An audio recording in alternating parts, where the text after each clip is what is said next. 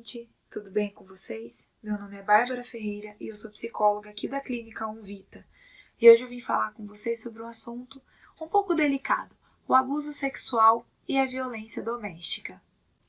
A violência doméstica, é um assunto um pouco delicado de se tratar, pois ainda nos dias de hoje ele ocorre de uma forma totalmente sigilosa, sendo assim um assunto apenas do seio familiar, ali dos comportamentos domésticos das pessoas que convivem ali naquele ciclo familiar. Então, a violência doméstica é definida por alguns autores como todos os comportamentos agressivos ou não que possam vir a prejudicar outras pessoas, tendo relação de graus de parentesco ou não, Então, assim, pode haver muitas consequências de diversos problemas como os físicos, morais, emocionais ou sexuais. Então, as palavras que utilizam para se referir à violência doméstica, por exemplo, contra crianças e adolescentes, escondem em si a gravidade do problema, negligenciando e não demonstrando a sua real clareza, a sua real agressividade. Então, quando se utiliza muitas vezes os termos castigo ou disciplina, é um grande exemplo, de algumas negligências, porque a gente nunca sabe, por exemplo, qual tipo de castigo e qual tipo que está sendo utilizado ali para mesmo cuidar dessa criança. Então, muitas vezes, através disso, acaba acontecendo o quê? Escondendo essa verdadeira realidade. E muitas vezes omitindo o quê? A gravidade do problema, muitas vezes, por exemplo, questões sexuais. Então, alguns outros autores também comentam a respeito de dois outros termos, por exemplo, que são adequados para indicar a violência doméstica. Os termos são abuso, e a vitimização. Então, os dois mostram a relação de poder que entre essas duas pessoas. Por exemplo, o primeiro que seria o abusador, que ele sendo um adulto mais velho, um adulto que consegue estar ali e oprime essa criança, e o lado fraco, que é a criança ou adolescente, que demonstra o quê?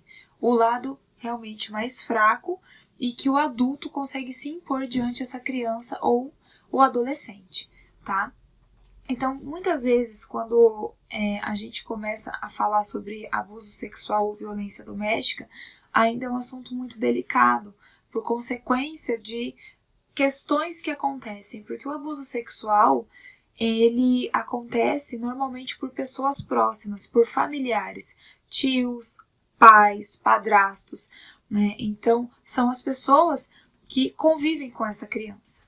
E quais são os problemas que podem vir a acarretar na vida dessa pessoa futuramente, na adolescência e na vida adulta? Depressão, ansiedade, isolamento, dependência química, A criança, ali durante aquele primeiro período, ela vai se escondendo, ficando oprimida, não tendo estima, e a família acha que alguns comportamentos ainda são normais, Então, é interessante a gente sempre prestar atenção realmente nessa criança. Criança e adolescente isolado, automutilação, criança que não consegue ter um bom convívio social, Então, são questões que nos alertam muito. Então, alguns autores colocam que os indivíduos que sofrem abuso sexual, têm uma prevalência de um sentimento de culpa.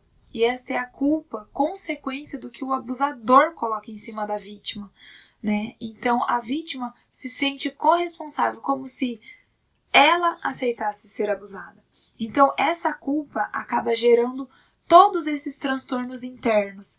E essas pessoas que sofreram abuso sexual na infância vêm acarretando esses problemas na adolescência, que a adolescência é uma parte fundamental, é um momento qual a gente aprende a se socializar, a gente tem o nosso vínculo social e o adolescente não consegue manter esse vínculo social por medo, por diversos outros problemas, Então, medos, inseguranças, eles apresentam também, os adolescentes, comportamentos agressivos, E diversas outras coisas durante a sua vida, ao longo da sua vida. Então, por que é interessante a gente sempre prestar atenção, mesmo que a gente esteja de fora, é interessante por quê? Porque ao longo da vida, a pessoa vem trazendo todos esses problemas ao longo da sua vida. E chega um momento que ela, infelizmente, acaba não dando conta mais, né? Como não dando conta? Agravando o quadro clínico de depressão, por exemplo, automutilação e podendo levar ao suicídio, né? Porque a vítima carrega essa culpa durante todo esse período, né? E o abuso a gente sabe que não ocorre só uma vez.